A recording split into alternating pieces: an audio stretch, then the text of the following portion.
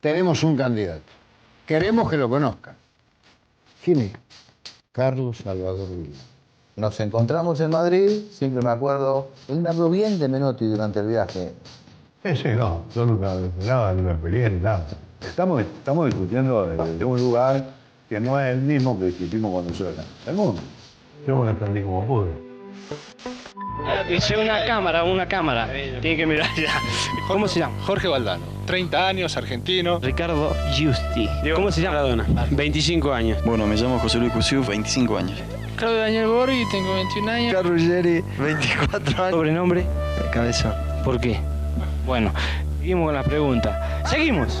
El 29 de junio de 1986, en medio de un país aún esperanzado por la primavera alfonsinista, la selección nacional obtenía por segunda vez la Copa del Mundo.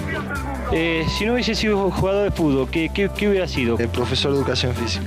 Chapa y pintura. Chapa y pintura. Mi viejo fue ferroviario y me hubiese gustado mucho trabajar en eso. Si lo hubiese sido jugador de fútbol, hubiese sido un rocho bárbaro. No, hubiera sido ciruja. Ciruja, muy bien. Atorrante, un borracho de pueblo. Ese equipo incubó los momentos más épicos de la historia del fútbol argentino. Sin embargo, estuvo cuestionado por todos, hasta por el mismo presidente.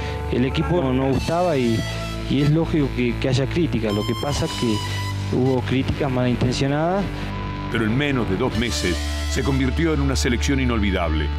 Su mística se edificó en la concentración de la América de México, un lugar con comodidades básicas que fue testigo de la historia detrás de la Copa.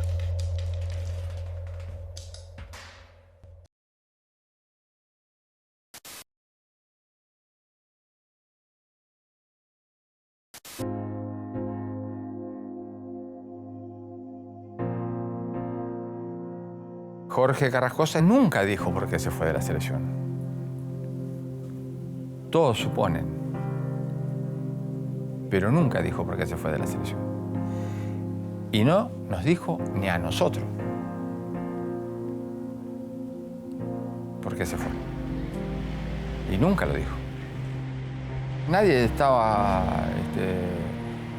pensando que el Flaco iba a elegir el capitán del equipo ahí en ese momento, porque no sé cuándo jugábamos o cuándo teníamos otro partido. Un día hace una convocatoria a todos los jugadores en la AFA, en Viamonte. Y dijo, hemos estado trabajando, dice, pensando y hablando con los colaboradores de él y todo, dice, hemos decidido que el nuevo capitán sea, dice, Daniel Pasarela. A mí me cayó, la verdad. Yo no esperaba que yo iba a ser el capitán. Absolutamente, ¿eh? Pero nada, porque había algunos jugadores que eran más grandes que yo. Y él me eligió. Y bueno, y ahí armamos un grupo fuerte. A las órdenes del profesor Pizzarotti. Entre 8 o 10 jugadores armamos un grupo fuerte. También podemos observar. Y ahí después empezaron a sumar todos. Todo. En absoluta y normalidad. dábamos siempre el ejemplo. Cuando llegaba uno nuevo, por ahí venía del club, acostumbrado a correr, ¿viste? Porque era la figurita del club, entre los últimos, y acá tenía que correr entre los primeros, ¿viste? Porque los que estábamos en el candelero y el Toro le decía, nene, cuando llegaban los jugadores así, decía, nene, tenés que respetar acá, tira y antigüedad. Porque él dice que era el más antiguo. Entonces le decía a todos los que venían así. Y se reían los pibes. Y era verdad porque nosotros íbamos primero. Un capitán, ¿qué es? Un capitán, ¿quién es? Cualquiera que alguna vez eligió algún capitán a conciencia sabe que esa no es cualquier decisión. Cualquiera, y también Carlos Bilardo, cuya determinación fundacional como entrenador de la selección fue envolver el bíceps de Diego Maradona con el más importante de los brazaletes argentinos. No era fácil porque estaba Pasarela, ¿no? Capitán del Mundial. Pero yo lo veía a él como el gran jugador, ¿viste? Lo veía como el gran jugador. Estábamos una noche en Barcelona en una mesa. La mamá se había ido a dormir, la familia se había ido a dormir. Y él. Entonces él empecé a hacer cómo iba a jugar. vas a jugar acá, te van a marcar, vas a jugar acá, te van a marcar, vas a jugar acá, todo como lo iban a hacer. Y le digo, cuando me fui dije, bueno, no entendiste nada, pero con el tiempo vas a ver que es fácil. Es fácil. Y te digo una cosa, vas a ser el capitán del equipo. Y ahí se puso contento. Y ahí fue en Barcelona. Ese día lo conocí en el 83. En el marco de esa gira que Bilardo encara de su bolsillo, es importante decirlo, Bilardo se pagó esa gira. El gráfico lo llama por teléfono, no sé si lo habrá llamado Vega Onesime, supongo que sí, que era el director, y le preguntó si podía poner un periodista del gráfico a acompañarlo en esa gira. Y Bilardo dijo que sí. Entonces él salió un día y yo salí al día siguiente. Y nos encontramos en Madrid. Bueno, compartimos todo. Menos la primera reunión con Maradona, que él la hizo antes de que yo llegara. Y fuimos a Florencia, después de unos amagos muy cómicos también, nos levantamos esta mañana y dice, vamos a ver la pasarela hoy. Bueno, yo, lo que él me dijera, estaba ahí solo para dormir, desayunar, almorzar, ¿a dónde vas? Y ahí voy yo. Ansioso como era, dice, voy a sacar los pasajes. Se va a la estación de terminal, a la estación de término ahí de Roma, saca los pasajes. No era sacar y poner al otro, a mí no me gustaba eso, ¿no? Y nos fuimos a Florencia en tren. Y de ahí entrarse a la casa de Pasarela, y Pasarela estaba y dice, no, sí, recién llegamos, porque qué sé yo, no. Yo Pasarela siempre lo respeté como un jugadorazo, y como hombre también. Como hombre y como jugador, siempre lo respeté. Al ratito lo veo llegar a Bertoni, él no me había dicho que iba a invitar a Bertoni también. Y charlaron un rato largo delante mío de todas cosas del fútbol, de la selección, del Mundial 82. Y en un momento determinado, él me dice, ¿nos dejás solos 2 minutos? Solos a ellos 3. Y por supuesto le dije que sí. Y en esos 2 minutos es cuando le dice, porque después me lo dice, que va a ser, que él quiere que sea el subcapitán de su selección, porque quiere que Maradona sea el capitán de la selección. Y me parecía en ese momento que Maradona iba a ser crack, a pesar de toda la contra que tenía. Vos cualquier revista que leía, cualquier diario era contra. Yo decía, ¿cómo puede ser que no entiendan? Y no entendían. No entendían, ¿viste? Y bueno, ¿qué le iba a hacer? Y así fue. Yo creo que Pasarela se veía venir esto. Si hay algo que se puede decir de él es que ha tenido siempre mucho amor por la camiseta argentina. Se sentía todavía muy bien y claramente prefirió ser el subcapitán y no dejar la selección. Yo pienso que la cinta de capitán no, por ahí no quiere decir que no haya otra persona que pueda ser capitán sin cinta. Por ejemplo, hay países que le dan la cinta de capitán a quien creen que tiene el carácter para manejar al grupo. Y en otros lugares le dan la cinta porque es el mejor jugador y no tiene el carácter para manejar un grupo. Los capitanes los eligen los jugadores adentro de la cancha. Mientras el mundo futbolero no salía de la sorpresa, lo concreto era que el ciclo de Bilardo ya tenía más de un año y no había indicios de cuál era el verdadero equipo que modelaba el técnico. Y fueron etapas que fueron duros, porque uno tampoco puede dejar de conocer que por ahí no entrábamos en el paladar del hincha argentino, ¿viste? Nosotros somos un poco exquisitos. Había un poco de confusión. Todo cambio trae confusión. y no había una plena aceptación más que la aceptación patriarcal del liderazgo. De entrada no coincidíamos mucho, ¿no? En lo que pedía Carlos, digamos, ¿no? Porque nosotros veníamos de Argentinos Juniors, de otra escuela. Y entonces se va produciendo con Bilardo una gran confusión, que es, estamos revolucionando el fútbol, estamos cambiando cosas del fútbol, y a lo mejor didácticamente no lo estamos haciendo con la claridad absoluta. Cuando nosotros empezamos, sí, él cambia la manera del fútbol argentino, a sacar los wines, a jugar con línea de 3. Línea de 3 se jugaba mucho tiempo antes, pero él volvió otra vez a hacer la línea de 3. Lo que tiene que sacar los wines, ¿no? Pero los jugadores estaban. Yo renuncio, me voy en el 84, sí. Y me enojé con él, Es como que, viste, que era tan exigente que llegó un momento que, entonces, de comerme doble turno muchas veces y toda la exigencia que tenía, encima me tenía en cuenta, digo, bueno, no. Renuncié en el 84, mitad del 84. Después de eso, bueno, fue como un alivio en principio, porque era una cosa decirlo y otra cosa es vivir el día a día, cada entrenamiento. Horas y horas, y videos, y horas de videos. Te saturaba. Yo cuando empecé a jugar con la selección, que fue en el año 84,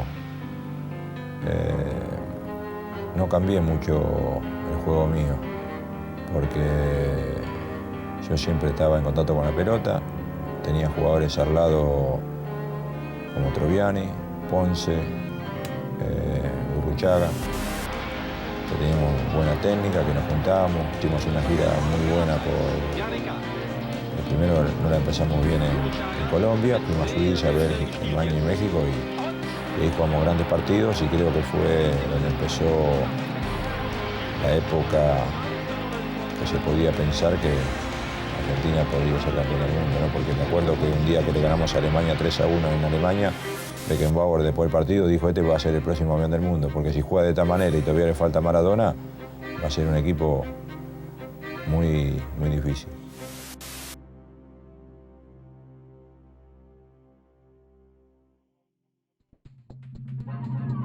El equipo que encaraba las eliminatorias era la suma de dos grupos nítidos. De un lado, se ubicaban los alineados con las ideas de Menotti. Del otro, los que expresaban la construcción más genuina de Bilardo. Había un objetivo compartido y el capital de contar con Maradona. Pero también se trataba de marcar la cancha de entrada. El primer partido de esa eliminatoria se juega en San Cristóbal, cerca de la frontera de Venezuela con Colombia, del lado venezolano. Y en el último entrenamiento, antes de llegar a San Cristóbal, a la hora de repartir las camisetas a Pasarela, el símbolo del equipo campeón del mundo, el capitán hasta entonces de la selección argentina durante toda la era Menotti, lo pone de suplente.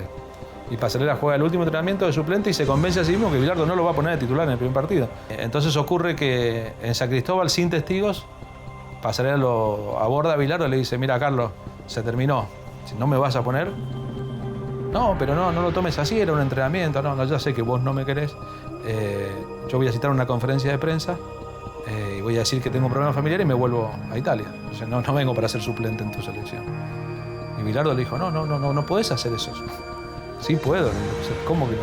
Sí, lo voy a hacer. Entonces le dijo, no, vamos a hacer un entrenamiento más, quédate tranquilo, qué sé yo. Y en el siguiente entrenamiento lo pone de titular y Pasarela no solo juega bien, sino que se queda de titular en todo ese proceso de todos los partidos de la eliminatoria. A mí la historia me la confirmó el propio Pasarela. Poco tiempo después me la contaron y entonces me pareció bueno ir a hablar con alguien y Pasarela me dijo, en aquel momento, han pasado 30 años, puedo revelar el secreto, sí, hacela pública, nunca digas que yo te la confirmé. Una eliminatoria no es una circunstancia así nomás. Todo el tiempo hay mezclas de nervios con nacionalismos, búsquedas de fútbol y de alivio. Y en el medio, la formación de una identidad futbolera que nunca parecía llegar. Las eliminatorias en la época nuestra eran prácticamente un mes, digamos. La eliminatoria era distinta, era de 4 equipos. Nosotros fuimos a Bogotá 10 días antes de jugar el primer partido en Venezuela. Y se jugaba un partido por semana. ¿Entendés? Por ahí nosotros los tres primeros partidos los jugamos de visitante. ¿Entendés? Con Venezuela, Colombia y Perú. Después nos tocaba jugar de local. ¡Maradona! ¡Gol! 1-1 el partido por ahora. Pasarela. ¡Gol! Por arriba iba Burruchaga. ¡Maradona! Ese partido de Bogotá era súper importante, era el segundo visitante contra una Colombia importante en el Campín. Carlos creo que modifica a uno o dos jugadores del primer partido y de esa eliminatoria yo siempre dije fue el mejor partido que jugamos. Burruchaga pide para Julia, aquí está Pedro. ¡Vamos Pedro! ¡Vamos Pedro! ¡Vamos Pedro! ¡Vamos! ¡Vamos! ¡Qué gol! ¡Qué gol! ¡Qué gol!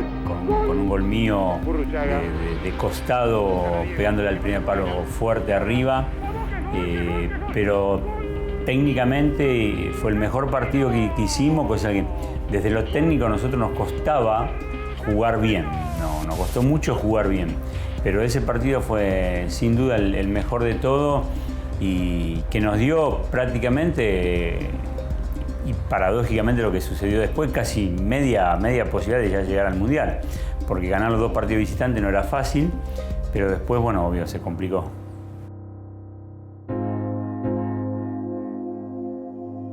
El clima de Lima en el 85, en mayo del 85, cuando Argentina va a jugar, era tremendo. Acababa de asumir Alan García, que era un presidente que había prometido no pagar la deuda al Fondo Monetario Internacional, con una agrupación armada, Sendero Luminoso, muy activa. Entonces asumía Alan García, estaba la selección argentina con Maradona y Sendero Luminoso decía que iba a secuestrar a Maradona.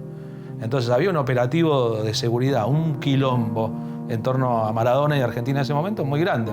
No era un partido, era un acontecimiento. Cada vez que uno salía con Diego fuera de Argentina estaba ante algo nunca visto anteriormente, ¿no? Pero eso en esa ocasión se tradujo en un clima muy, muy hostil, dentro y fuera de la cancha, ¿no? La previa de ese partido fue traumática, fue dura. Nosotros estábamos en un hotel en el centro de Lima, llegamos creo que 3-4 días antes y fue terrible el ambiente. Nos habían puesto gente adentro del hotel para que hagan ruido, para que nos molestasen, gente afuera todo el tiempo, no podíamos andar por ningún lado y el partido en sí fue bravísimo. Si alguien en Perú no tenía miedo, ese era él. Roberto Chale confiaba en sonreír como otras veces frente a los argentinos. Le había pasado en especial en las eliminatorias para el Mundial de México de 1970 y en cancha de Boca. Le tocaba dirigir a la selección de su país frente a la Argentina, por coincidencias del destino, en unas eliminatorias que de nuevo conducían a México. Y tenía un plan. Argentina era Maradona, o sea, nosotros lo que yo veía dentro del campo era de que, vamos a suponer, Pasarela agarraba la pelota, lo primero que hacía era mirar a Maradona, ¿no? Si Calderón agarraba la pelota, lo primero que era mirarlo a Maradona. Entonces todos, si no llegaba la pelota a Maradona, obviamente no había un juego. Entonces incluso Roberto Chale estudió eso y dijo, vamos a hacer la marca personal. Y cortarle, ¿no? el hilo a Argentina. Me tocó ver el partido en Perú, el día de la famosa marca de Reina a Maradona. Diego mostró poca rebeldía ese día, muy poca. Ese día la rompió Pasarela en Lima y la rompió el Negro Clausen. Maradona ayudó en el sentido de que se dejó ganar muy rápido. No reaccionó, o sea, no fue el jugador que siempre lo veía, o sea, el que se molesta, el que saca la garra y va para adelante. No se dejó ganar, o sea, como que se sorprendió de que haya pasado esa clase de marca. Y se dejó, la verdad. Lo vi callado, en ningún momento reaccionó. Y eso me facilitó, obviamente, para anular cosas, ¿no? Si bien la marca de Reina fue pegajosa, insistente, molesta, en algún pasaje violenta, con bastante complicidad del árbitro, estuvo lejos del Maradona rebelde, creativo, que se sacuda el polvo de los pantaloncitos y sigue. Nada. Era simplemente aburrirlo, cosa que creo que lo logramos, ¿no? Pero cosa que no me llena de orgullo, sino hice un trabajo que se me encomendó en esa época y lo hice porque quería defender a mi selección, pero después Acá en el Perú no me gusta hablar mucho del tema de Maradona porque la verdad no estoy muy orgulloso de haber hecho ese trabajo. Un arbitraje muy permisivo, con esa famosa marca de Reina sobre Diego, que se cansó de pegarle, que se cansó de agarrarlo. Era cosa de mirar para todos lados porque hasta la misma la policía te quería pegar, te miraban, no te molestaban todo el tiempo.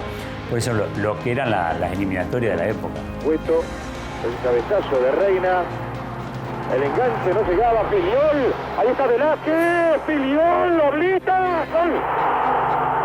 Gol peruano, el 7:30, Juan Carlos Oblita, Perú 1, la Argentina 0. Al partido entre Perú y Argentina en Lima, los jugadores argentinos habían llegado sabiendo que un punto valía el pasaje al Mundial. En la revancha argentina pasaba con el empate, pero cargaba con un peso más grande que el Monumental. A mí no me gustaba jugar en la cancha de River. La cancha tiene que ser cancha de fútbol. Ahí me decía, tiene pista atlética. ¿Para qué la quiero, pista atlética? No, porque vamos a hacer cada 6 meses una carrera, qué sé yo, maratón. Vamos a hacer carrera de velocidad. Y hacerte un gimnasio, andate a otro lado. Y River, vos sos local. Viene Uruguay, viene Chile. Muchas veces había más paraguayos que los chilenos que estábamos ahí, siempre estábamos mejor, ¿no? Pero está muy lejos la gente, ¿viste? No es lo mismo jugar, no sé, nosotros estábamos acostumbrados a jugar en Estudiantes de La Plata, ahí, en la cancha de Boca, ahí, ¿viste? Es distinto. Todo lo que estaba en juego presagiaba gloria o drama. Y todo empezó con drama, el drama inicial de Franco Navarro. Sí, fue una jugada realmente muy dura, que cada vez que nos juntamos con Julián siempre le digo, ¿te acordás la patada que le pegaste al peruano? Y me dice, sí, había que sacarlo de la cancha. Criminal. Sí.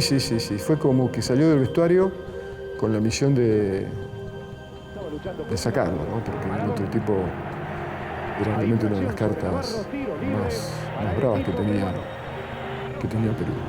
Se dice que Bilardo le decidió hasta la fecha de casamiento a Camino, que Camino se iba a casar y le dijo, no te podés casar ahí, tenés que casarte tal día porque tenés, qué sé yo, en el medio no jugamos una fecha libre. Bueno, Camino era bilardismo puro. Ellos también tenían jugadores, a nosotros tocó jugadores fuertes, con Estudiantes de La Plata. Manera vino en camilla de Perú, con Estudiantes. También, eso. Hay jugadas que son desgraciadas, ¿qué pasa?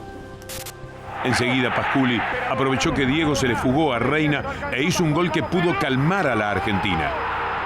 Pero no era un día de calma. Velázquez y Barbadillo dieron vuelta a la historia y Perú se puso 2-1. El Monumental era un temblor. Está ganando a la Argentina 2-1. No estaba el equipo nuestro dentro de la cancha. No había equipo.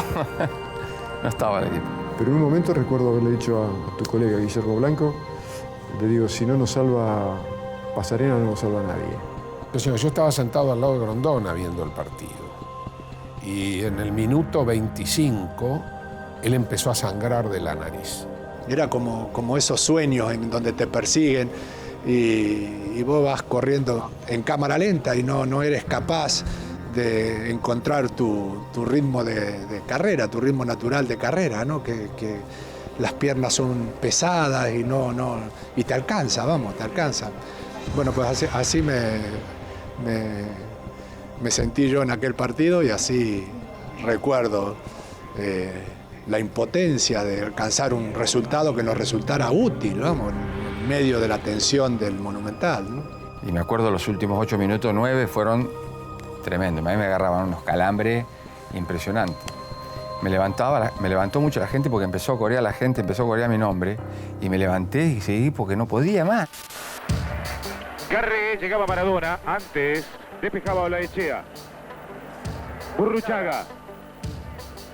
Llega Pasarela y Valdano. ¡Pasarela! ¡Pasarela! No entraba más esa pelota.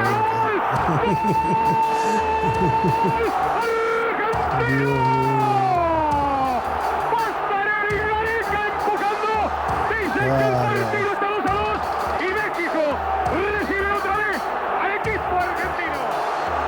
Genial lo de este hombre, genial lo de Pasarela, espectacular. Qué bárbaro. Yo estaba en el banco suplente, ahí casi me morí. Que nunca entraba la pelota, digo, la puta que me quería. Digo, ¿cómo puede ser que nunca entre? Cuerpeó la pelota, la llevó. Qué bárbaro. Le pegó de derecha. Después entraron varios. Pero de Pasarela es realmente para valorar por partida doble. El estadio completo de River, completo. Así que habría hinchas de Boca ahí, de Racing, Independiente, de San Lorenzo y de todos. Pasarela era una cosa conmovedora, porque a la gente le quedó claro que Argentina accedió en esa última instancia al Mundial 86, básicamente por Daniel Pasarela. En ese día de desahogos, más de uno se acordó de la gran noche del Pato Filiol y nadie supuso que el arquero no jugaría el Mundial. Tampoco nadie supuso que Ricardo Gareca, socio de Pasarela en el gol, no tendría lugar en México. Y ni el más bilardista de todos pensó que Pasarela tampoco estaría.